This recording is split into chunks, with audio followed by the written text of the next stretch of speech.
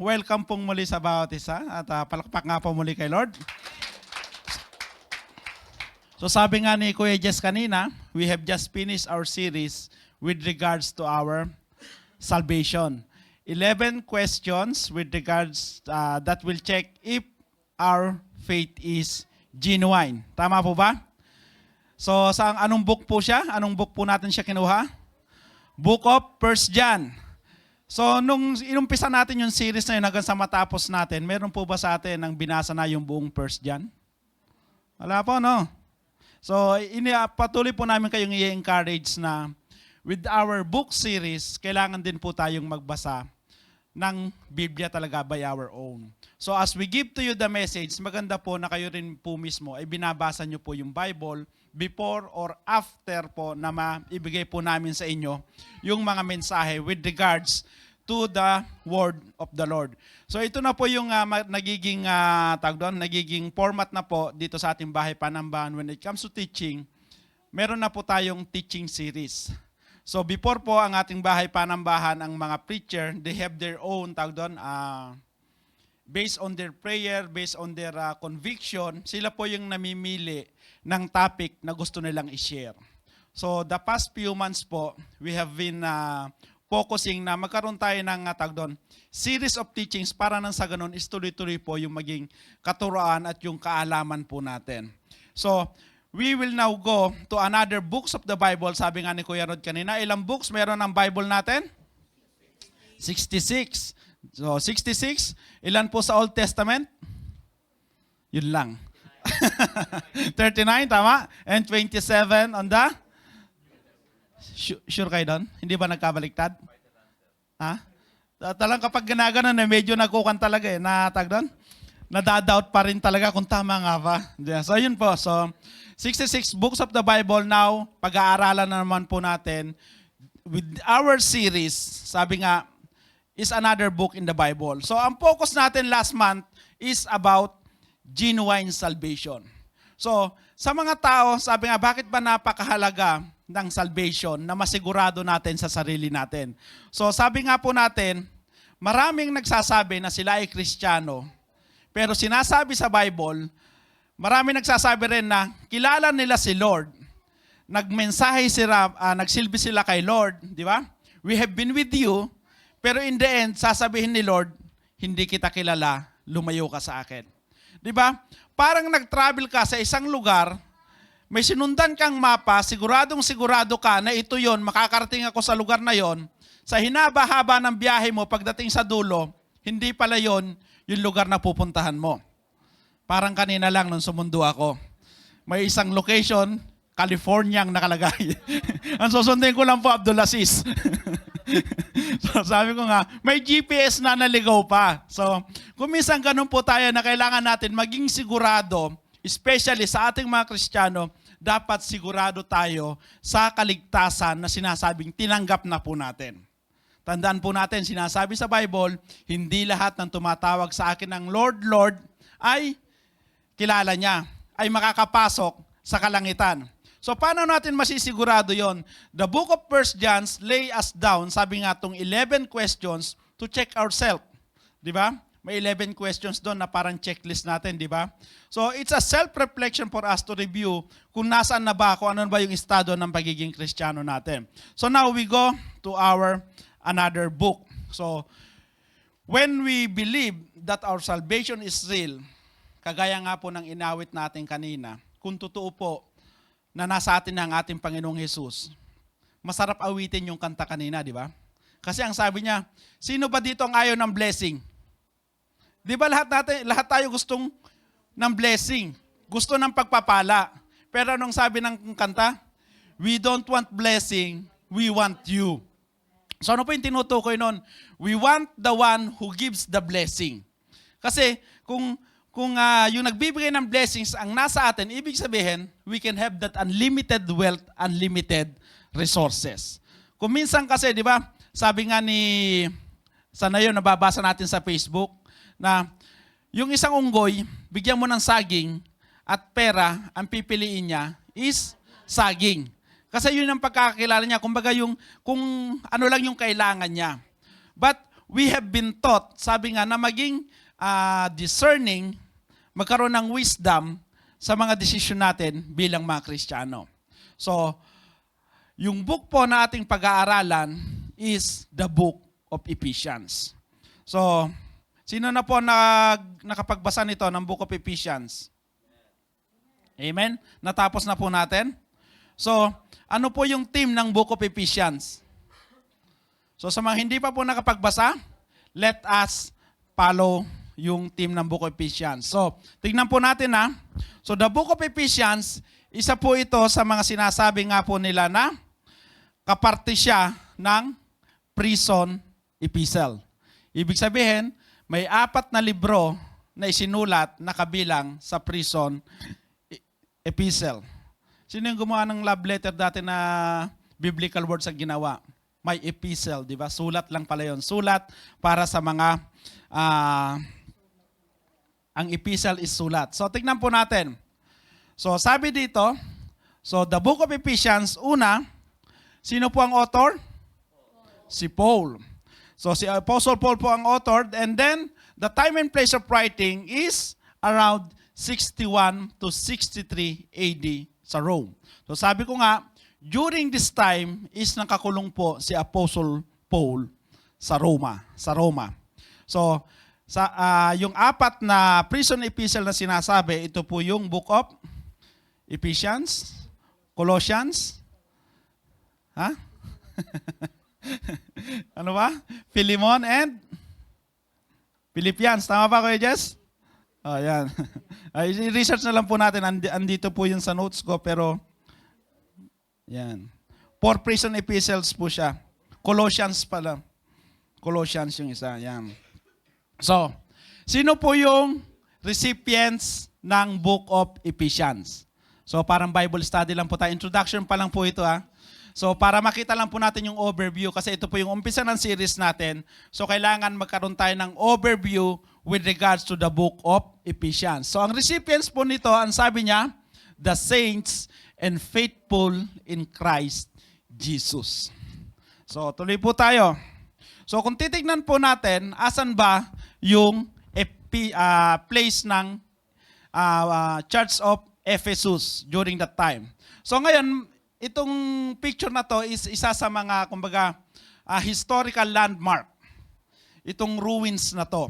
Ito yung Temple of Artemis po yata ito. Temple of Artemis. Hindi ko na lang po nilagay yung notes ko dito. So, ito po siya dati.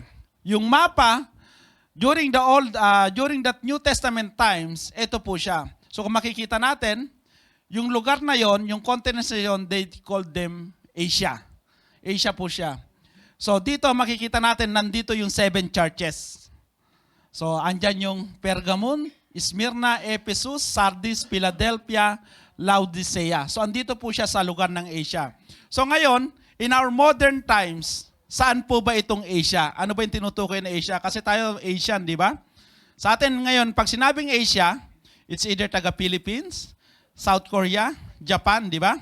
So, ang Asia during that time is yung tinatawag po natin na modern day Turkey.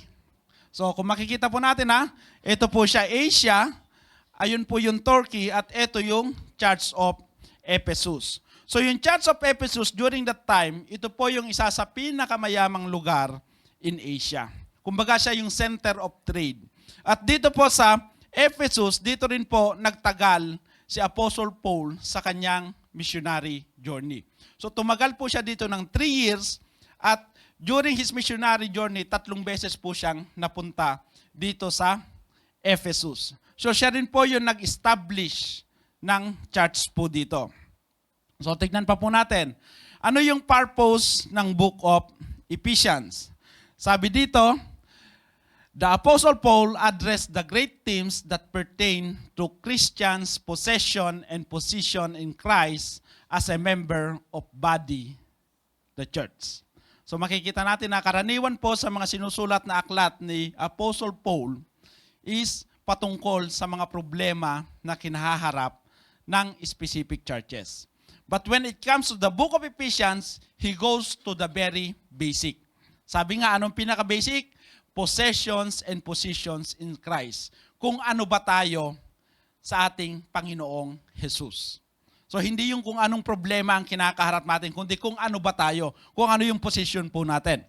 So kung makita rin po natin, ano pa yung makikita po natin dito, we will just go with the overview. Ano ba, what is the hope of God's calling? Ano ba yung inaasahan natin sa pagtawag sa atin ng Panginoon? Ano ba yung pag-asang pinagkaloob sa pagkakatawag sa atin ng Panginoon bilang kanyang mga anak, bilang kanyang mga lingkod? Ano pa sabi dito? What are the glorious riches of God's inheritance in the saints? So, what is God's great power toward those who believe? Remind Christians of their spiritual blessings in Christ. So bakit kailangan po nating ma-remind of our spiritual blessings? Most of the churches nowadays, they minimize the spiritual blessings. They maximize in their messages regarding the material blessing. Bakit? Kasi mas madaling maka-invite kapag sinabi mo, ay pumunta ka sa church namin, mable-bless ka, lahat ng prayer mo sasagutin. Di ba? Maraming magagaling mag-pray doon. Sabi nga kung maririnig natin, yung prosperity gospel, which promises every good things. Wala ka na marinig na masama, kundi laging mabuti na lang. But the preaching of the gospel, sinasabi po sa Biblia, na ang pagmamahal ng Panginoon ay hindi lang basta pagmamahal, kundi meron ding pagtatama. Sinasabi sa Biblia na merong kalangitan, merong impyerno. So there is always, kung merong light, merong darkness. So ibig sabihin, you or we always have two choices. So it presented here na kailangan makita natin. Ano ba pipiliin mo? Spiritual blessing or material blessing? Why do you go to the church? Sabi ko nga, sa Pilipinas last time nang umattend ako, nakausap ko yung matanda doon na matagal nang umattend sa church na yon. Nung tinanong ko, Tay, bakit po kayo umattend sa church na to? Ang sagot, kasi nagpre-pray ako ng blessing kasi kailangan ko ng ganito, kailangan ko ng ganyan, kasi ganito, ganyan. Lahat na ng problema niya. Yes, tama naman po yun. But more than material blessings, the most important thing at dahilan kung bakit tayo nagsisimba is the spiritual blessings that is in Christ Jesus. So sabi po dito, exhort Christians to have a walk worthy of the calling which you were called. Kumbaga, maging karapat-dapat tayo sa paglakad natin kapag sinasabi nating Kristiyano tayo. Kapag sinasabi nating tagasunod tayo ni Lord, dapat nakikita sa aksyon po natin, sa paglakad natin. Di ba? Hindi mo na kailangan ipagsigawan, hindi mo na kailangan maglagay ng name tag dito para sabihin na ikaw ay Kristiyano. The way you walk, the way we walk, the way we talk, dapat nakikita na agad yung pagiging Kristiyano po natin. So, ano po yung general theme ng Book of Ephesians? Sabi dito, the church, the fullness of Christ. So, ibig sabihin, it pertains to us all. Sabi nga, who is the church? Tayo po yung church. Tayong yung bumubuo ng church. BNE is not this place. Hindi po itong building na to. Kundi yung bawat isa na nilagay ni Lord sa bahay panambahang ito. Tayo po yon, mga kuya, mga ate. Di ba? So, yun po yung makikita po natin dito. So, dati, ang perception natin, the church is the building, but as a Christian, we now fully understand that we are the church. We comprise the church. Kung wala ka, ibig sabihin, kahit merong isang simbahan na maganda, kahit gaano kaganda, kung walang pumapasok, hindi pa rin siya masasabing simbahan. Building lang po yon. Amen po ba tayo? Sige po, palakpak nga po para kay Lord. Yan. Para mawala lang yung antok natin. So, Ephesians is heavenly in its content and expansive in the truths it proclaims. While remaining approachable and pragmatic in its instruction, so makikita po natin na ini-encourage po niya tayo na sa pagbabasa natin, ito yung ipapakita ng Book of Ephesians sa atin. Sabi dito, Paul balanced summary represents the true great functions of faith. So, kung ano po yung dalawang function ng pananampalataya po natin. Una, to receive the redemption accomplished by Christ Jesus and to respond in new obedience. So, bakit napakahalaga po nating maunawaan na kapag nakatanggap tayo ng kaligtasan, hindi lang dapat kontento na tayo doon. Hindi na tayo dapat maging kontento na, ay, Christian na ako, tumanggap na ako, nabaptize na ako, nagsisimba na ako. Ano ang sabi dito? We must respond in new obedience. Ibig sabihin, meron ka dapat gawin. May ministry ka dapat salihan. May ministry ka na dapat member tayo na kung saan mas may explore mo yung pagsisilbi sa ating Panginoon. A true Christian will never be contented na nakaupo lang. Kasi ang isang Kristiyano, gusto niyang magamit para sa kapurihan ng Panginoon. Amen po ba? So sino dito yung matagal ng Kristiyano at wala pa ministry? Sige lang po. Amen. Amen. So, kikita po natin. So, on our book of Ephesians, our series title is The Believer's Riches in Christ. So, ibig sabihin, ano ba yung kayamanan na meron tayo sa ating Panginoong Hesus? Sabi nga natin, you have that genuine faith, your salvation is real, then you have the riches in Christ. So nagdugtong pa rin yung dalawang series po natin. So ano pa yung makikita po natin dito? So in this series, meron po tayong hinati po natin ito sa iba't ibang katuruan every week. So tignan po natin.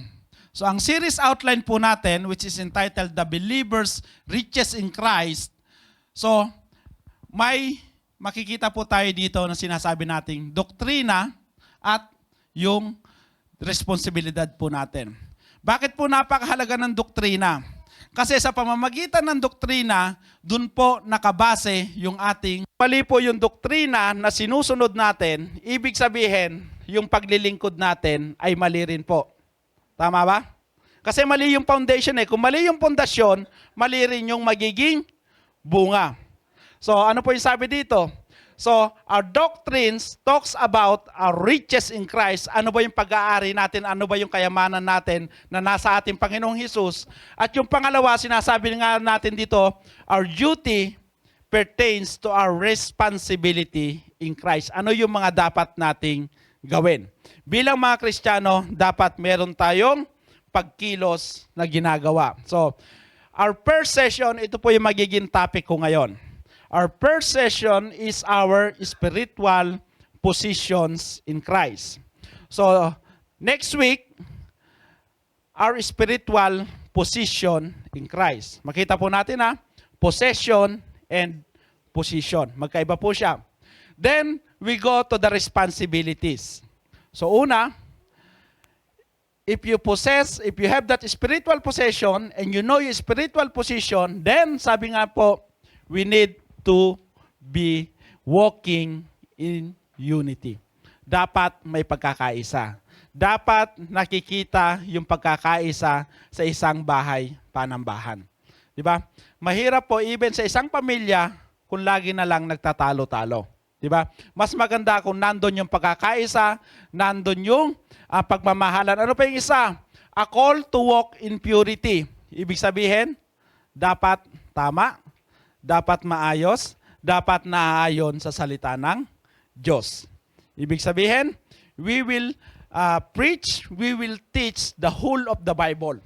Hindi lang yung mga negative, even hindi lang mga positive, even the negative na dapat nating malaman at dapat nating ituro ay maituturo po natin. Panglima, a call to walk in harmony.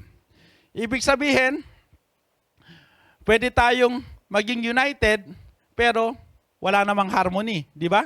Magulo pa rin. Sinasabi natin nagkakaisa tayo, pero parang hindi naman tayo nagtutugma-tugma, di ba?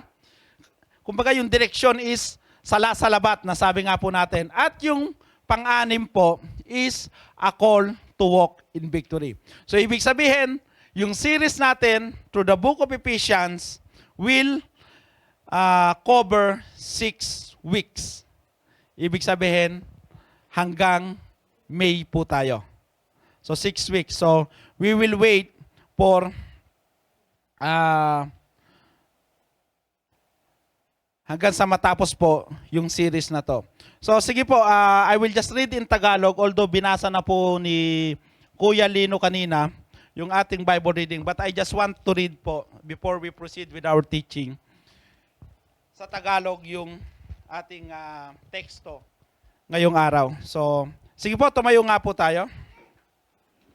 Yan. So, I will just read to you sa wika po natin.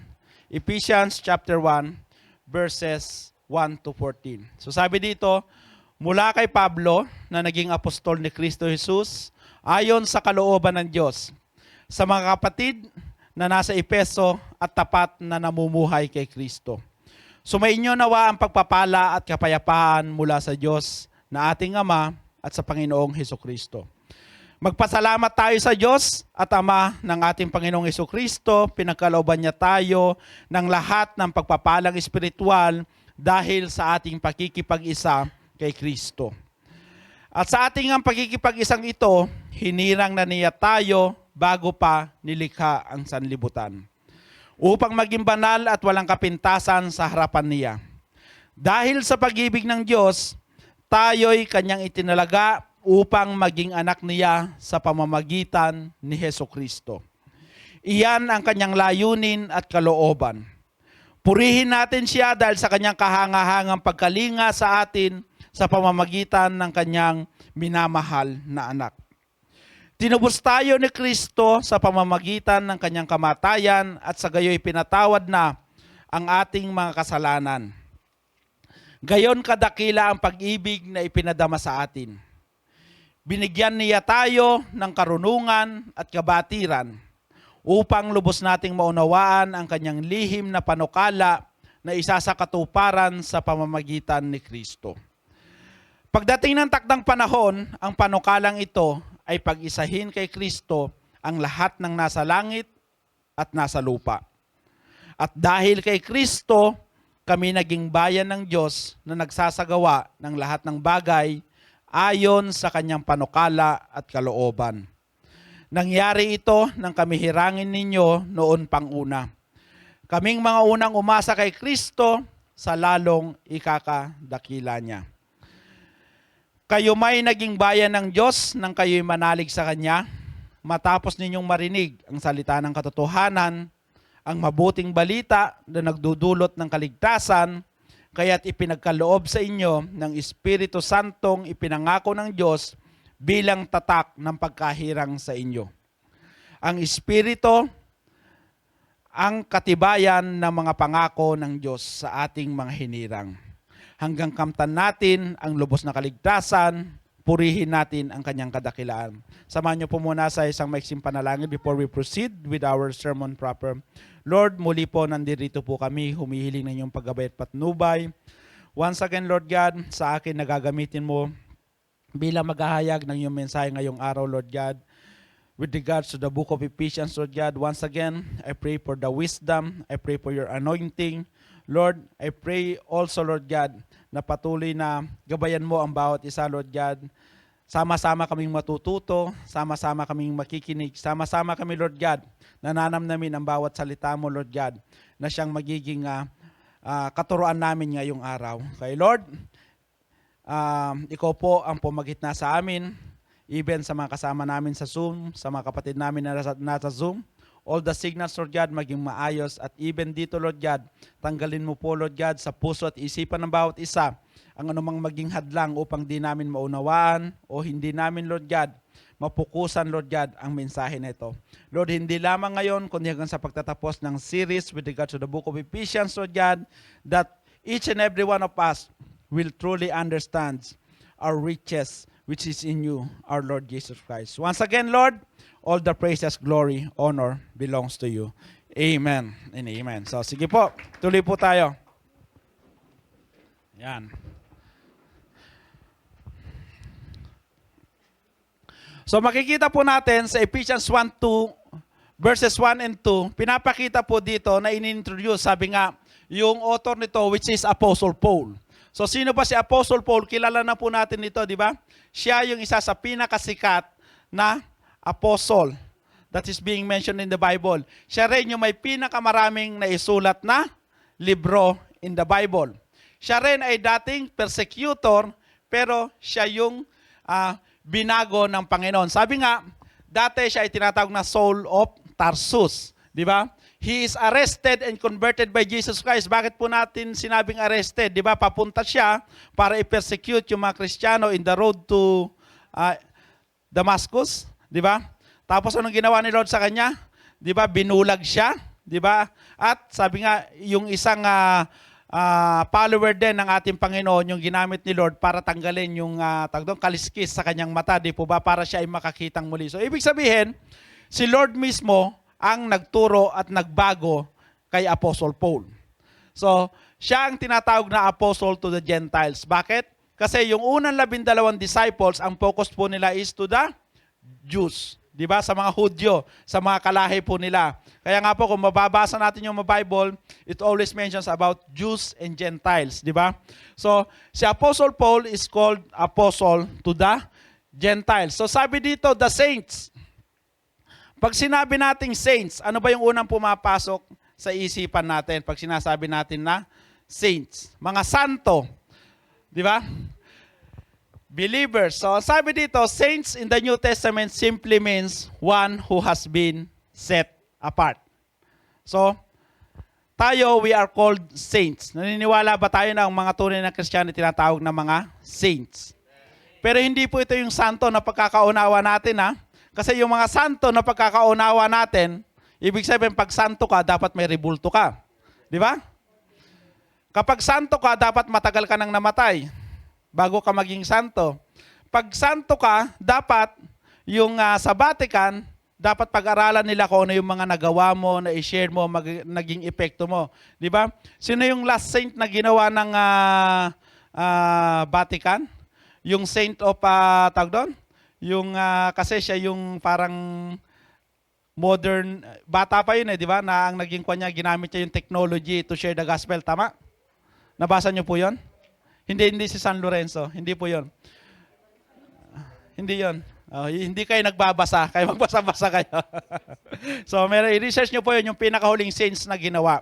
So, meron ding Cebuano na ginawang santo na, di po ba? So, tayo, hindi natin kailangang mamatay physically para maging santo. But, we need to be dead and make alive spiritually para maging santo po tayo. So saints, so yung word na saints ay ginamit pong 9 times in the book of Ephesians lang po yun in the book of Ephesians. So bakit ba sila tinawag na santo? Because of these 2 words. Kaya nga po sinasabi natin, tinawag silang saints because they are faithful and because of the grace of God. So sabi dito, faithful, those who put their faith in Christ and were saved. Kasama po ba tayo doon? Do you believe na si Jesus Christ ang source of salvation natin? Do you believe that we are saved because of the work of Christ in that cross?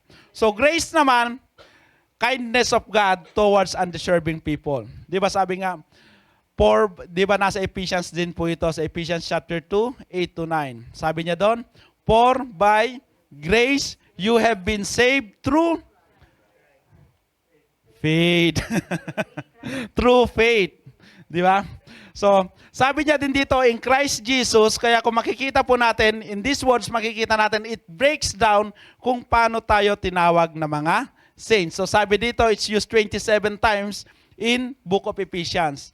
Yung in Christ Jesus. Bakit po napaka-importante maunawa natin yung in Christ Jesus? Kasi ibig sabihin, lahat ay dahil o nasa ating Panginoong Jesus. So, sabi nga, faithful in Christ Jesus, and by the grace that is coming from Jesus Christ, we become saints. So, ibig sabihin, it's not by our works. So, tuloy po natin. In Christ Jesus, ano ibig sabihin nito? Sabi dito, it describes the spiritual position of the believer. So, sabi, ano makikita po natin dyan? He is identified with Christ. Ano pa? He is in Christ, and therefore, he is able to draw on the wealth of Christ for his own daily living. So, makikita natin, di ba, nababalita natin kung minsan, mayaman na sila, bakit nagpapakamatay pa? Mayaman na sila, pero bakit patuloy pa rin nagpapakapagod na kumita pa ng mas maraming pera? Di ba? Pero merong isang mahirap, di ba?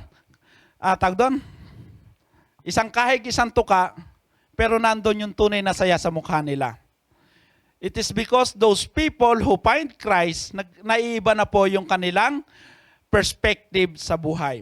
Kasi nung wala pa tayo kay Kristo, ang ginagawa natin, magtrabaho for our future. Pero nung makilala natin at maunawaan natin yung sinasabi sa Biblia, na sabi nga, in the end, sabi nga, wala kang saplot na dumating, pag nawala ka, wala ka ring maidadala. So ibig sabihin, everything, sabi nga, pag namatay ka, if you do not believe in our Lord Jesus Christ, if you do not believe in eternal life, iisipin mo lang, ang buhay mo lang hanggang 70 years old. You will not prepare anything for that. Pero ang isang Kristiyano na naniniwala sa Panginoon, naniniwala siya sa kayamanan na nasa ating Panginoong Yesus. Tama po ba? Ano po yon? Those are the eternal blessings na wala nang makakakuha sa atin. Madalas nga po natin sinasabi, ano ba yung pangako ng Biblia sa mga tao na tapat at mananampalataya? Di ba? Narinig na po natin, magkakaroon ka ng mansyon sa langit. Wala nang sakit at karamdaman. Ayaw po ba natin yon? Dito, kailangan mong gumastos para mawala yung sakit at karamdaman mo. Dito, kailangan mong gumastos para magkaroon ka ng mansyon. Pero nung sinasabi sa Bible, magtiwala ka lang sa ating Panginoong Yesus, ibig sabihin, magkakaroon tayo nun. At yung mga bagay na yon ay hindi mawawala. So Ephesians 1-3, sabi dito, Blessed be the God and Father of our Lord Jesus Christ, who has blessed us with spiritual blessings in the heavenly places in Christ. Pag naririnig natin yung salitang blessed, ano yung pumapasok sa isip natin? How can you say somebody is blessed? Mayaman siya? Marami siyang kaibigan? Masaya siya? Pero the word blessed here, it means, in Greek, it is eulogetos, nang ibig sabihin ay praised. Praised. So ibig sabihin, pag nilagay mo dito, praised be the God and Father of our Lord Jesus Christ. Pero tayo, pag ang salitang blessed, ibig sabihin, pinagpala. So how can you bless the Lord? Kailangan ba niya yung kayamanan natin? That's why, kailangan nating maunawaan yung mga salitang ginagamit. Because in our culture, yung mga salita dito ay iba yung ibig sabihin. So pangalawa, ang sabi niya dito, has blessed us. Sa tingin po natin, parehas po ba ito? Magkaiba. Ano po pagkakaiba? Yung isa may has. Inunahan ko na si Kuya Rod kasi yun ang iniisip niya. So sabi dito, has blessed, ibig sabihin, ang root word pa rin niya is, ano sabi diyan? Eulogeo. So ano naman ibig sabihin ng eulogeo? Pag tinignan po natin sa interlinear, ito po yung ibig sabihin niya. Ang dami po niyang ibig sabihin, di ba? To praise, celebrate with praise, to invoke blessings, to concentrate. So, iisipin natin, ano ba yung tamang kahulugan?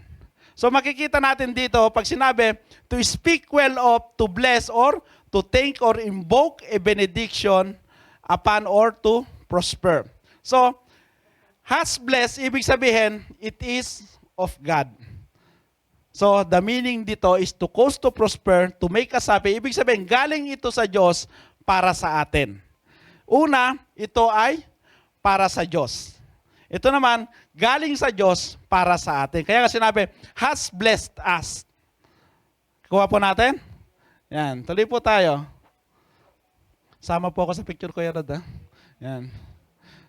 So, yung salitang has blessed us. Yung salitang has blessed us, makikita po natin na may tatlong bagay na dapat nating maunawaan.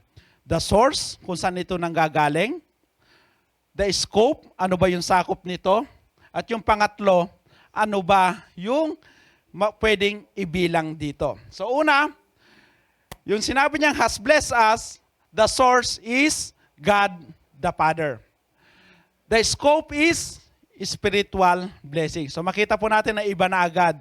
Kasi pag sinabi natin has blessed us, karaniwan ngayon ng tinuturo is material blessings. But when it comes to the book of Ephesians, tandaan po natin, it speaks of spiritual blessings. Ang spirit po nito ay hindi po dito sa lupa, kundi sa kalangitan. So, kapag nasa kalangitan, it is eternal. Ibig sabihin, walang katapusan. So, una, our spiritual possessions in Christ. So, yung verse po natin, ay makikita po natin yan sa verse, Ephesians chapter 1, verses 4 to 6. So, as He. Sino po yung tinutukoy dito? It is God the Father. So kung babalikan po natin yung verse 3, makikita po natin doon. So sabi dito, He chose us. So ano yung unang blessings? Ano yung unang possession natin? Ibig sabihin, He has chosen us. Salvations begin with God and not with man. So ibig sabihin, hindi ka na-save dahil tinanggap mo si Lord. Si Lord ang naging dahilan kung bakit mo siya tinanggap. Sabi sa Bible, no one seeks God, no, not one. Sabi niya rin, di ba? For you were dead in your transgressions and sins. So dead people cannot save himself. Kailangan niya si Lord para buhayin siya, para tanggapin yung kaligtasan na ino-offer ng ating Panginoon. Saka sabi nga niya kanina, di ba? Before the foundation of the world. So sabi dito, predestined us to adoption. Ibig sabihin, He has adopted us. So dito, we do not get into God's family by adoption. We get into His family by regeneration and new birth. So ibig sabihin, pagiging born again. So sabi nga, nabasa ko nga kanina, bakit ba kailangan yung adoption? Kasi in the Jewish culture, bago mo matanggap yung inheritance mo, you must reach the desired age. Kapag normal, kapag you are a son, kailangan nasa tamang edad ka na. We have been adopted. Bakit? Because in our age right now, we already inherited yung blessings na galing sa ating Panginoon. So, ano pa yung sabi dito? He made us accepted in the beloved. So, ibig sabihin, He has accepted us. Sabi dito, we cannot make ourselves acceptable to God, but He, by His grace, makes us accepted in Jesus Christ. So, makikita po natin na inilalayo sa gawa ng tao kung paano po tayo naging Kristiyano. Being a Christian, sabi nga, salvation starts with God and ends with God. Kaya nga po, by grace. Sunod po tayo. Ephesians 1:7, in Him, sino naman po yung tinutukoy dito? Yan. Blessings from the God the Son. Bakit po sinabi in Him? Pwede naman, hindi ba ito si God the Father, Pastor? Di ba? So makikita natin, kung babalikan natin ang verse 6, sabi dito, in the beloved, so ito po yung tinutukoy niya. In the beloved, in Him we have redemption. So ano naman po yung makikita natin? He has redeemed us. Jesus Christ paid the price for us to be saved. Napag-aralan na po natin yan. Naging topic na rin po natin ang salvation.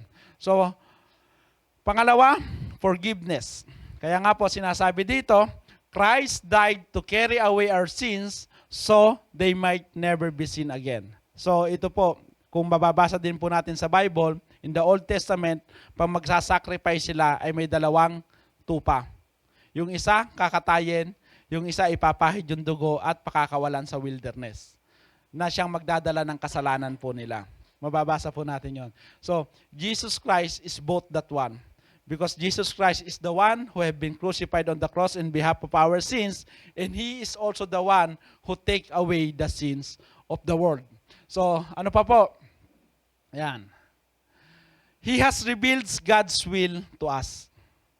Ano ba yung will ni Lord, di ba? Ito yung madalas natin tinatanong. Ano ba yung will ni Lord sa buhay natin? Di ba? Will ba niya na payamanin ako? Will ba niya na bigyan ako ng forever ko? Will ba niya na, ano pa? Ano ba yung will na masasabi po natin? Si Kuya Will, di ba?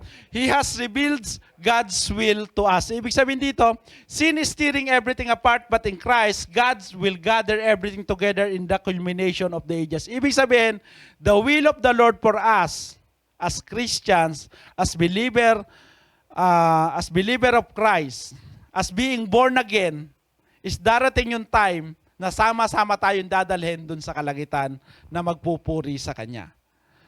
Material blessings is just additional, but the main purpose of the will of God is for us to be redeemed, is for us to be saved. Kasi kung hindi niya gagawin yon, we will all go to hell. Yun po yung katotohanan. If He do not redeem us, we will all go to hell. If He will not reveal God's will to us, hindi rin po tayo susunod sa Kanya. Ang susundin natin kung ano yung sinasabi ng mundong ito. So ano pa po? Bumalik ba? Iba, di ba? Yan. So, He has redeemed us. Meron pa po siya dyan. Sabi dito, we are valuable to Him. Think of the price God paid. Di ba? Ano ba yung ibinayad ng ating Panginoon? Ang kanyang buhay at ang kanyang dugo. Kaya nga po, sinasabi nga po natin, kung nauunawaan natin yung ginawa ng ating Panginoong Jesus para sa atin, at sinasabi natin Kristiyano tayo, isipin natin, sapat na ba yung ginagawa natin compared sa ginawa ng Panginoon para sa atin? Di ba? Sapat na ba? Kung titignan po natin kung pag-aaralan natin, kung titignan natin, sabi nga, kung napanood natin The Passion of Christ, higit pa po doon yung dinanas ng ating Panginoong Jesus. Kasi ang sinabi doon sa Bible, He is marred beyond recognition. So kung iisipin mo na ganun siya nagpakahirap para lang matubos tayo sa ating kasalanan, then tayo na sinasabi natin mga Kristiyano na tayo nung ginagawa natin, paisi-isi lang, pakida-kida lang, di ba? Attend lang kung kailan gusto, di ba? So, sabi nga po dito, tignan natin, are we walking worthy sa sacrifice ng ating Panginoong Hesus? God the Son is the Father's love gift to us, and we are the Father's love gift to His Son. So, makikita natin na talagang yung value natin sa mata ng Panginoon. At isa pa, nagkaroon tayo ng value because Jesus Christ died for us. So, binibilisan ko na lang po. 11:30 na tayo. Yan. So, una, yung blessings natin, yung spiritual possessions natin, galing saan? God the Father. Pangalawa, God the Son. At pangatlo is God the Holy Spirit. So, kung makikita natin, yung triune God is working for our possession in Christ. Hindi lang isa, kundi yung fullness of God, isa yung pinanggagalingan o panggagalingan ng spiritual blessings po natin. So sabi dito, He has sealed us. Ano ba yung sealed? It implies finished transaction, di ba? Kapag tinatakan na, tapos na, di ba? It implies ownership. Ibig sabihin, ganun din. Pag-aari ka na niya. It means security and protection. Ibig sabihin, kapag pag-aari ka na niya, ibig sabihin, responsibilidad na niya na proteksyonan ka. Tama po ba? Ano pa yung isa? It is a mark of authenticity. Ibig sabihin, totoo, tunay. Di po ba? Kaya nga po, di ba, yung mga papeles natin kailangang istampa sa embassy. Bakit?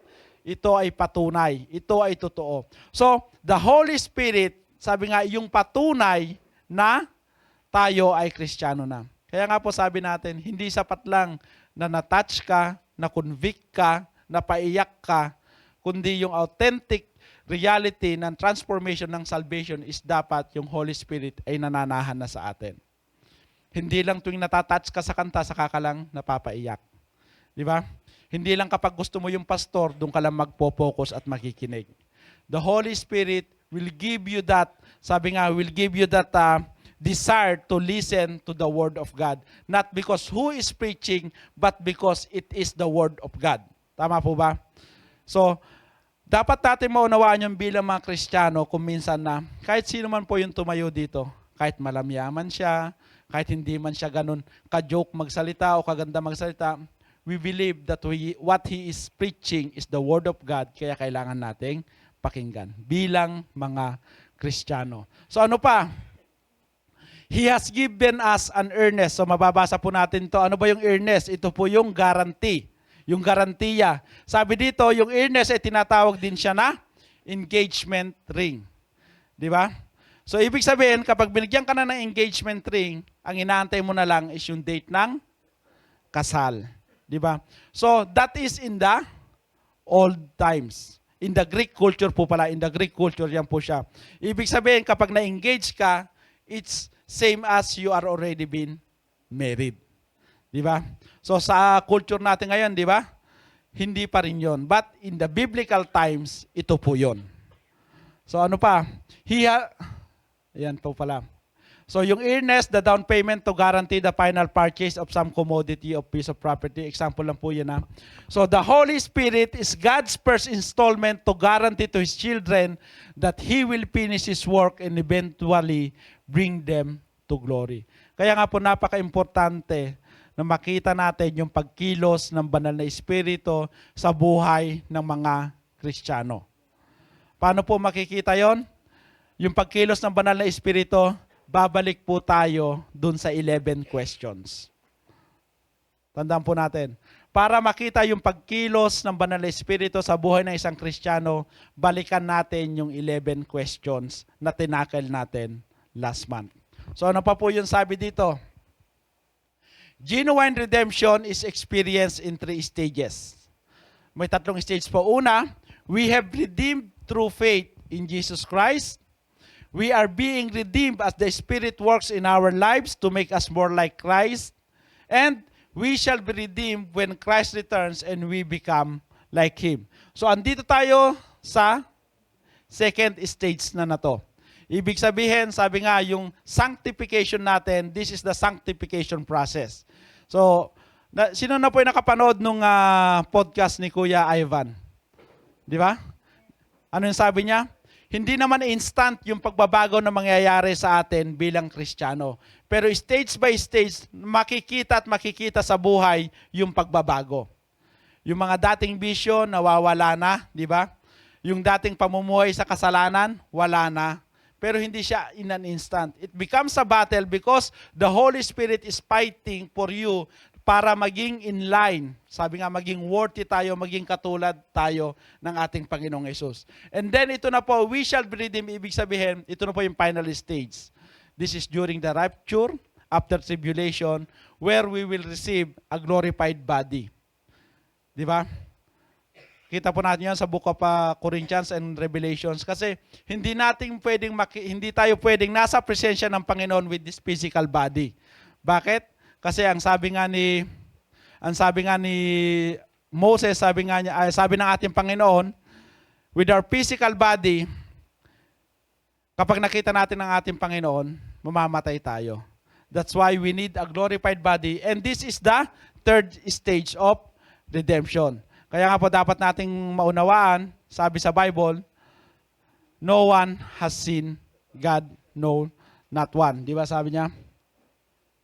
Our riches in Christ, so dapat nating maunawaan yung kayamanan natin na nasa Panginoon ay galing lamang sa Diyos. Hindi ito pwedeng ibigay ng mundong ito. Tama po ba? So, kung gusto natin makita at maranasan yung kayamanan na galing sa Panginoon, then we must ask God. Siya lamang yung makapagbigay nito. All of these riches comes by God's grace and for God's glory. So, ibig sabihin, itong kayamanan na ito ay para sa kapurihan din ng Panginoon. Gagamitin natin itong mga bagay na natatanggap natin para sa kapurihan ng Panginoon. Kaya nga po, yung pagiging Kristiyano natin, dapat nagbibigay kapurihan kay Lord. Kaya nga kailangan nakikita sa buhay natin yung pagiging Kristiyano natin. These riches are only the beginning. Kasi ang tunay na kayamanan natin ay matatamasa natin doon sa kalangitan. Ibig sabihin, these blessings is eternal. Itong blessings na to ay hindi mawawala. So ano pa po? So let me close with this. Sa istorya ng tao na to. So sino po, malamang hindi nyo po kilala ito. Yan. Sino po siya? Take a guess. Ha? Yung makakahula po, may tag doon, merong asama si Kuya Lex, meron pa ba tayong voucher ng butcher shop? Expired na ba? Sorry. Wala na. Ha? Sa susunod na Ramadan. So ito po si Hetty Green. Ayan. Si Hetty Green po siya. Pero tignan mo nyo po, kulay gray po siya. Black and white pa. 1916. Ano po yung istorya ng Hetty Green? Si Hetty Green po is considered as America's greatest misser. Ano po yung ibig sabihin ng misser? Siya po yung pinakakuripot. Itinuturing po siya na pinakakuripot sa Amerika. Hindi po siya. Wag ganon. Hindi ko may Ilocano, kuripot. Yan. So, ibig sabihin, ito pong si Hetty Green ay mayaman po siya. Pinamanahan po siya ng kanyang mga magulang ng $100 million. Yan po yung kanyang kayamanan, $100 million. Pero ang istorya niya, kahit mayaman na po siya, dahil sa pagtitipid niya, hindi siya gumagamit ng aircon, ng kuryente. Tinitipid niya lahat ng bagay. Ang kinakain niya, sabi nga, oatmeal lang. Tapos pag magpapagamot siya, kahit may pera siya, maghahanap siya ng ospital na free. Yung anak niya, nasugatan, kailangang operahan, pero hindi siya gumastos, nag-antay siya ng matagal, at naghanap siya kung saan-saan na pwedeng maputulan o maoperahan ng libre yung paa ng kanyang anak. So ibig sabihin, kahit may kayamanan siya, hindi niya ginagamit. So ano nangyari? Kailangan niya magpagamot. Nag-aantay siya na kung saan yung pinakamura, kung saan yung libre, doon siya magpapagamot. Hanggang sa maputulan ng paa yung kanyang anak. So, namatay siya, sabi nga, namatay siya na akala ng lahat, siya ay mahirap lang. Kasi namuhay siya na mahirap. Kung titignan siya, mahilig din siya sa mga voucher lang. Kahit milyonarya po siya, di ba sa Amerika, uso po yung mga food voucher? Ganyan din siya mamuhay. So, ibig sabihin, alam niya may kayamanan siya, pero ayaw niyang gastusin yung kayamanan niya. So, ano yung naging resulta? Namatay siya sa sakit, naputulan ng paa yung kanyang anak dahil ayaw niyang gumastos. So, yung kayamanan niya is iniipon niya lang. So, sabi nga po dito, many Christian believers today have limitless wealth at their disposal and yet they live like paupers. Ano po ibig sabihin ng paupers? Sinerge ko po ito sa Google. Namumuhay na parang hampas lupa. Paupers po, hampas lupa. Bakit? Kasi kung minsan, sabi nga, bilang mga Kristiyano, hindi nakikita sa buhay natin yung blessings ng pagiging Kristiyano natin. Di ba? Kasi yung kayamanan, kumbaga, hinahanap pa natin, sa halip na hanapin natin kay Lord, hinahanap natin sa ibang lugar. Meron na tayo, pero ayaw nating gamitin, ayaw nating ipakita dahil akala natin mauubos siya. Kaya nga po, sabi nga, ano ba ibig sabihin ng mayaman tayo sa ating Panginoong Yesus? Pag may sakit tayo, noong una nating ginagawa, we pray. We pray hard. Di ba? At kahit sabi nga, hindi man natin makamit yung kagalingan na gusto natin, we believe that there is a purpose for that. Na kahit sabi nga, ang isang Kristiyano na mamatay sa karamdaman, although nag-pray siya, it's still a blessing. Bakit? Sasabihin niya, at least I will be home with God. Di ba? Kasi hindi natatapos dun sa sakit, hindi natatapos dun sa kamatayan because the expectation that there is a wealth, a greater, greater riches na nag-aantay sa isang Kristiyano. Tama po ba? Kung tayo ay nabubuhay kung dito lang sa mundo, patuloy tayo maghahanap ng kayamanan sa ibang bagay. Tandaan po natin, anumang meron tayo ngayon dito, iiwanan at iiwanan din po natin yan pag namatay tayo. The only thing that we can take is what God has given to us. And that is the eternal life that is in Christ Jesus. Yung salvation na meron tayo, yun lang po yung madadala natin sa kalangitan. And that is enough to give us to be entitled, for us to be entitled in that mansion na pinapangako ng ating Panginoong Yesus. Ibig sabihin, kung meron kang salvation, entitled kang magkaroon ng mansion sa langit. Ibig sabihin, kung entitled kang magkaroon ng mansion sa langit, anong sabi doon? Pag nandun ka na, wala ka ng sakit at karamdaman. Wala ka ng problema. Hindi ka na mamumroblema. Anong gagawin mo? Magpupuri ka na lang. Di ba ang hirap mag-praise and worship kapag namumroblema ka? Kung dito sa lupa, kapag may pinagdadaanan ka, di ba ang hirap kumanta? Kuya Rod, pass muna ako kasi may pinagdadaanan ako. Wag mo muna akong gamitin. Imagine natin yung kayamanan na nag-iintay sa atin sa kalangitan. Gaano man kalaki, milyon, bilyon man meron tayo dito sa lupa, tandaan natin, hindi pa rin iyon makakapantay sa pangako ng kayamanan na nandun sa kalangitan. So sabi dito, our riches in Christ is not temporal, but eternal, is spiritual, not material, is from the grace of God in Christ Jesus. So paano natin mauunawaan ito? Allow me to read for you itong prayer na makikita natin doon sa Ephesians chapter 15 to 22. Where's the Bible? Sige po, tumayo po tayo and I will close this preaching sa verses po na ito. Nakagaya po ng panalangin na Apostle Paul, ito po yung panalangin na kailangan natin for us to truly understand the blessing that is in Christ Jesus. Lahat po tayo kailangan ng wisdom, kailangan ng katalinuhan na nanggagaling sa ating Panginoon. And how can we get that? We as a leader of the church, hindi lamang po kami mga pastors, kundi bawat isa, kailangan ipanalangin din natin na bigyan tayo ng karunungan na nanggagaling lamang sa Kanya. Kasi kung wala yung karunungan na ito na manggagaling sa Kanya, hindi natin ma-appreciate yung blessings na pinapangako sa Biblia. Kasi tayo ang hahanapin natin yung blessings na kung saan nahahawakan natin, nararamdaman natin, nararanasan natin. So, allow me to read from the book of Ephesians chapter 1 verses 15 to 23. Sabi niya dito, kaya nga mula nang mabalitaan ko ang tungkol sa inyong pananalig sa Panginoong Hesus at ang inyong pag-ibig sa lahat ng hinirang, walang humpay ang pasasalamat ko sa Diyos para sa inyo. Inaalala ko kayo sa aking panalangin at hinihiling sa Diyos ng ating Panginoong Hesukristo, ang dakilang Ama, na pagkalooban niya kayo ng espiritu ng karunungan at ng tunay na pagkakilala sa Kanya. Naway liwanagan ng Diyos ang inyong mga isip upang malaman ninyo ang ating inaasahan sa Kanyang pagkakatawag sa atin. Ito'y ang kaluwalhatiang inila niya sa Kanyang hinirang.